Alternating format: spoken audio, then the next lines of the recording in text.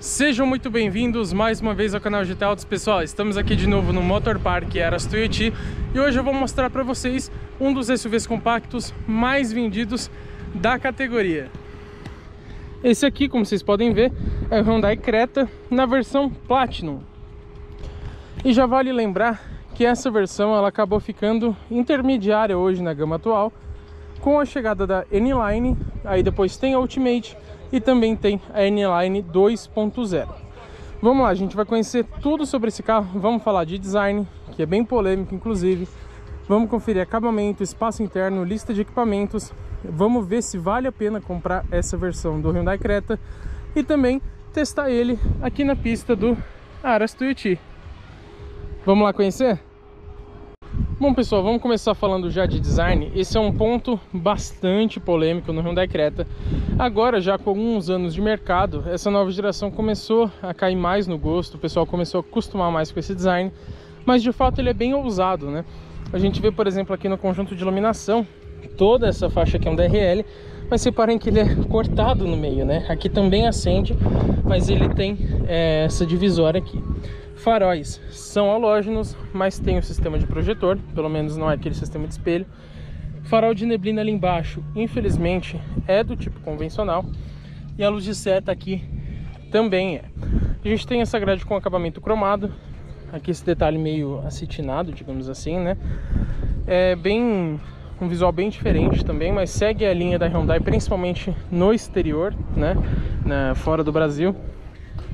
Que a gente tem rodas diamantadas com esse acabamento escurecido no centro. Eu particularmente gosto. São aro 17 essas rodas, eu acho bonita. Aqui temos também o repetidor de seta em LED, aquela câmera para monitoramento de ponto cego. Aqui o botãozinho da chave presencial. Como a bateria da chave acabou aqui, eles precisaram abrir para usar o canivete, ó. Mas aqui tem uma proteçãozinha. Detalhe cromado também nas maçanetas, né? Tem esse detalhe em cinza aqui na lateral, que ele passa ali por cima dos vidros. Detalhe black piano aqui para fazer em conjunto com o vidro. E o design traseiro é igualmente polêmico. Aqui a gente está com as lanternas ligadas. Reparem que ele tem a iluminação em LED na lanterna, também cortada igual lá na frente. Porém, nessa versão, a luz de freio, ela tem um design interessante, mas ela é convencional, não é LED. E a luz de seta aqui também não. A luz de ré fica ali embaixo, junto com o famoso olho de gato, né? Que o nome do carro bem separado, né? E a sigla do motor, TGDI, que é o motor 1.0 turbo que a Hyundai utiliza. Vamos lá conhecer mais detalhes desse modelo. Pessoal, vamos aproveitar ele aqui de lado para falar de dimensões. Temos 4,30 metros de comprimento, 1,79 de largura, 1,62 de altura. Lembrando que se a gente considerar as barras de teto, são 1,63, adiciona 1,5 centímetros na altura do modelo. O entre-eixos aqui de 2,61, não é o maior da categoria, mas também não é menor, fica numa faixa intermediária, digamos assim. O vão livre aqui o vão livre em relação ao solo, na verdade, de 19 centímetros. O ângulo de entrada, esse sim aqui na frente, 20,4 graus. E o ângulo de saída lá atrás, 28,3 graus. Lembrando que um carro intitulado como SUV compacto, ele é um pouquinho mais alto justamente para passar melhor em lombadas, etc. Mas sem um uso off-road, né? Esse carro é totalmente urbano e no máximo rodoviário, né? Sem o fora de estrada. Bom, pessoal, vamos lá ver qual motorização que o Hyundai Creta usa nessa versão Platinum. Galera, vamos falar aqui de motorização. Reparem que a gente tem um motor até pequeno em relação ao bloco do motor desse carro, né? Aqui a gente tem um 1.0 turbo TGDI, né? Que a Hyundai chama. A gente tem potência máxima de 120 cavalos com os dois combustíveis aos 6.000 RPM. E 17,5 de torque, também com ambos os combustíveis, aos 1.500 RPM. O torque chega bem cedo, mas não é um número muito surpreendente, né? Mesmo considerando ser um motor 1.0 turbo, poderia ter números um pouco mais empolgantes. Segundo a Hyundai informa, o 0 a 100 é feito em 11,5 segundos. A gente já vê que o foco desse carro não é desempenho. E a velocidade máxima fica em 180 km por hora. Falando aqui de consumo, segundo o Inmetro, esse carro com motor 1.0 turbo e câmbio automático de 6 velocidades faz 8,2 km por litro na cidade com etanol e 12 com gasolina. Já na estrada, os números sobem para 8,9 e 12,2. Eu gostei dos números urbanos, mas na cidade, na minha opinião, poderiam ser melhores que os informados pelo Inmetro. Mas de qualquer forma, não é um carro tão gastão, ele fica de uma forma intermediária no segmento. Vale lembrar também que esse carro só tem suspensão independente McPherson na dianteira, enquanto a traseira segue com eixo de torção. Agora, ponto positivo, ele tem freios a disco nas 4 rodas. Vale lembrar o seguinte, o freio a disco não significa que ele freia melhor, não significa que a capacidade de frenagem seja superior. Porém, ele tem uma melhor dissipação de calor. Ou seja, em freadas constantes, se você ficar usando o freio por muito tempo e ele superaquecer, o freio a disco ele demora bem mais para ter esse superaquecimento do que o freio a tambor. Então ele dissipa o calor de forma melhor em relação aos freios a tambor. Isso é um ponto interessante desse carro. Agora sim, vamos lá conhecer o interior, o espaço interno, equipamentos e o porta-malas. Pessoal, esse aqui é o interior do Hyundai Creta na versão intermediária Platinum. E lembrando que esse carro ele traz esse acabamento em preto misturado com o marrom, que inclusive é o marrom dos bancos. Visualmente ele é bem bonito, mas aqui eu esperava mais refinamento na qualidade dos plásticos usados. Então, por exemplo, aqui é tudo plástico duro, aqui também, essa parte de baixo aqui também, ó, na porta, tudo plástico duro, ó. Que ele de longe ele até dá a impressão de ser um couro. Aqui sim é revestido em couro, mas olha como é uma faixa bem pequenininha, né? Deixa eu mostrar do outro lado ali que fica mais fácil. Ó, toda a porta, com exceção desse pedacinho aqui, é tudo plástico duro. E assim segue no painel. Repare inclusive, ó, ele faz barulho quando você encosta a perna aqui. Então a qualidade do acabamento, na minha opinião, poderia ser um pouquinho melhor. Console central aqui a gente tem as modas de condução. Manopla eu achei bem bonita, bem ergonômica. Essa iluminação azul também fica bem legal. Apoio de braço aqui, ó, aqui sim a gente tem couro. Interior aqui tem um tapetinho aveludado, não sei se vocês conseguem ver, para diminuir os barulhos internos, né? Se pôr moeda, por exemplo. Aqui também os dois porta-copos, que a gente tem um desnível, então esse aqui é um pouquinho mais fundo, né? Mas aqui a gente não tem já aquele acabamento, aqui é plástico mesmo. O volante, na minha opinião, já destoa, porque o design eu achei bem legal, bem moderno, bem bonito. E o couro é sim de boa qualidade, aqui ele tem as costuras pretas. Falando de volante, vamos mostrar aqui os comandos multifuncionais do piloto automático e também ali do painel de instrumentos. E temos aqui pedal shifts bem grandes, reparem que ele termina aqui embaixo, ó. Isso eu achei bem legal também. Bom, vamos falar de equipamentos então nesse carro. Eu vou citar aqui os principais, mas obviamente ele tem mais equipamentos que esses. Faróis com projetor, faróis de neblina, DRL em LED, rodas aro 17. Esse painel digital aqui de 7 polegadas que na minha opinião é muito bonito. Você mexe aqui, ó, as configurações, as informações se mexe aqui no volante. Ele é bem legal mesmo, ele é bem moderno, né? Mesmo não sendo uma tela tão grande assim. O T-Cross, por exemplo, tem uma tela de 10 polegadas, mas é sim um painel bem interessante.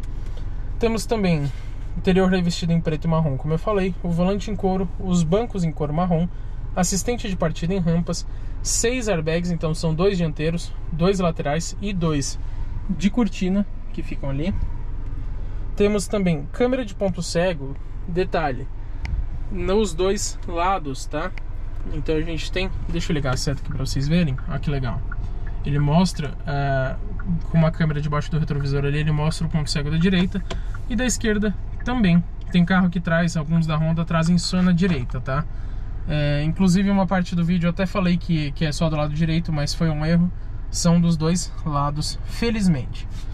Temos também sensor de estacionamento traseiro, sensor de pressão dos pneus, freio de estacionamento eletrônico com auto hold, que ele segura até você acelerar, ar-condicionado digital, não é dual zone. Banco do motorista tem resfriamento.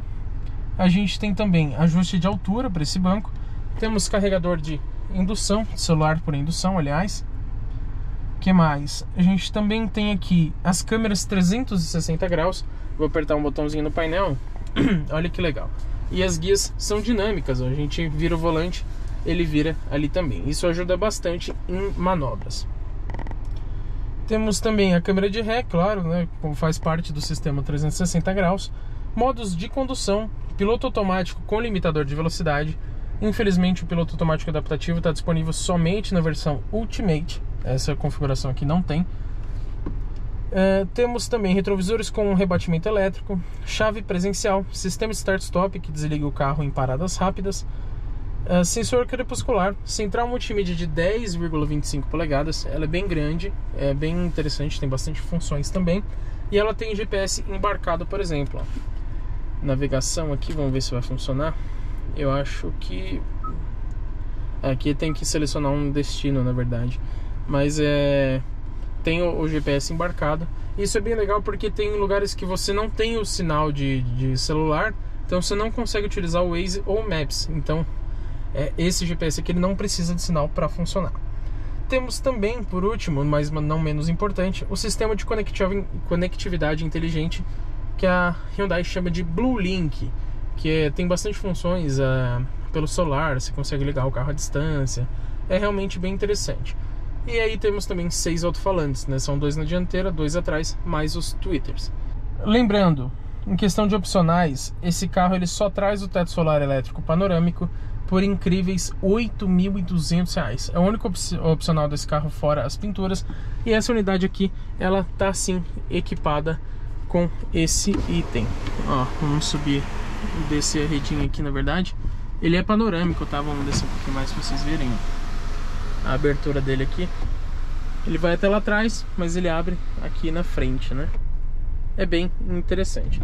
Agora sim, vamos lá conhecer o espaço interno do Hyundai Creta. Bom, pessoal, aqui nos bancos de trás, primeiro a gente tem essa visão mais ampla do interior, que, como eu falei, na minha opinião, para o meu gosto, é bem bonito, é bem agradável visualmente.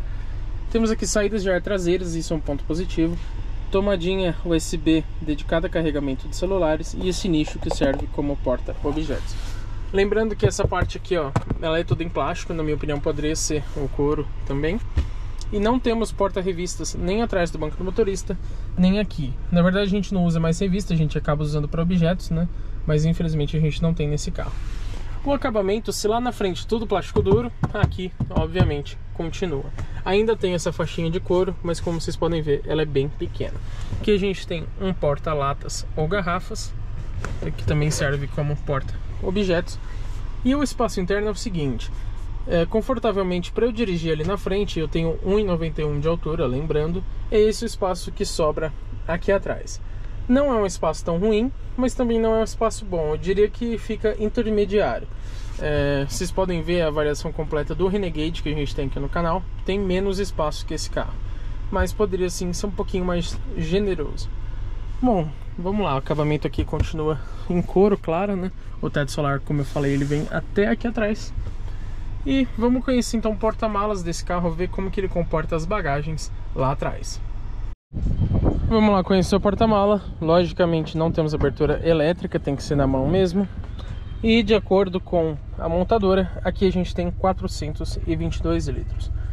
É sim uma boa litragem de porta-malas, mas a impressão que passa aqui é de que a gente tem menos que essa capacidade. Então provavelmente a Hyundai considera litros líquidos. Temos nichos um pouquinho mais fundos aqui na lateral. Temos iluminação ali também. Desse lado só tem um ganchinho, não tem iluminação. E reparem que aqui o step, ele não é temporário, isso é um ponto positivo, é um step integral. E essa tampa aqui, se vocês separarem, sobra um bom espaço ali embaixo, né? Se ela descesse aqui mais, o porta-malas poderia ser melhor aproveitado. Eu acho que ela fica alta demais. Aqui para fechar, claro, também de forma manual. Pessoal, vez aqui de dirigir o Creta Platinum.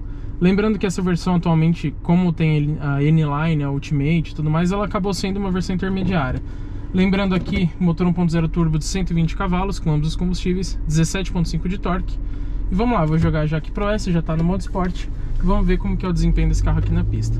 Como vocês podem ver, deixa eu ligar a seta pra vocês verem. No painel a gente tem aquela câmera de ponto cego. É só do lado direito, não tem do lado esquerdo, mas é um recurso muito interessante que tem aqui no Creta Platinum.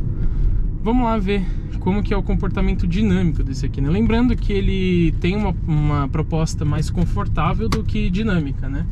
Mas vamos testar. Ó, pé no fundo aqui. Mesmo no modo Sport, o câmbio demorou um pouquinho para entender que eu queria acelerar. Rolagem de carroceria não é tão alta assim, considerando ser um SUV compacto, mas claro que não é a proposta desse modelo, né? Ó, pé no fundo de novo. Ó, reparem como ele demora para entender. Eu tô com o câmbio no modo Sport e o modo de condução também tá no Sport, então acho que poderia ser um pouquinho mais rápido essa reação.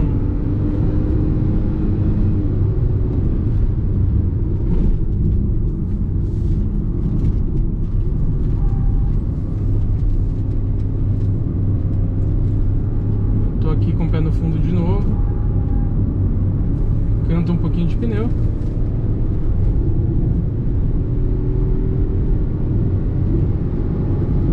Chegou 100 por hora aqui. Desempenho poderia ser um pouquinho melhor, na minha opinião.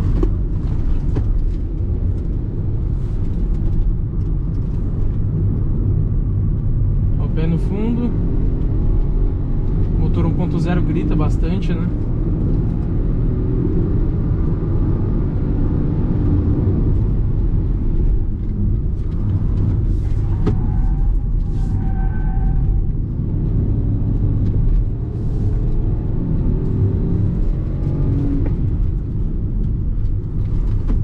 Para trás ou não? Pode parar lá na frente. Lá na frente? Para atrás do tanque?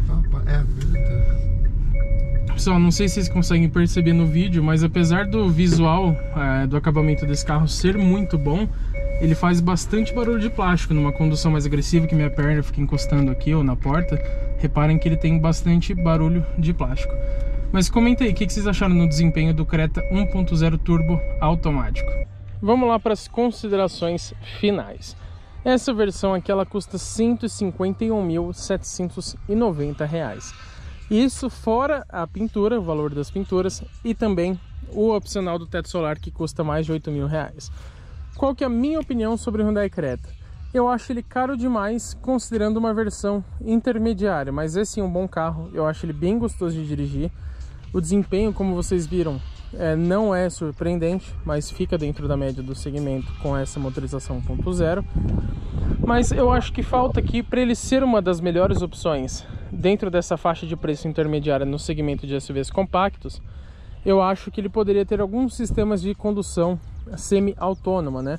Como a permanência em faixa, um piloto automático adaptativo, uma frenagem automática, um sensor de ponto cego, coisas desse sentido. Tudo bem que ele traz as câmeras de monitoramento de ponto cego, que são exclusividade desse modelo, mas poderia ter mais recursos de assistência à condução, que infelizmente só estão presentes nas versões mais caras do Creta. Eu acho que vale a pena sim, mas realmente o valor está um pouquinho alto. Ele poderia ser um pouquinho mais baixo, na faixa de 146 mil, seria... ele brigaria melhor nesse segmento de SUVs compactos, na minha opinião. Comentem embaixo o que vocês acharam do Creta Platinum 1.0 Turbo automático.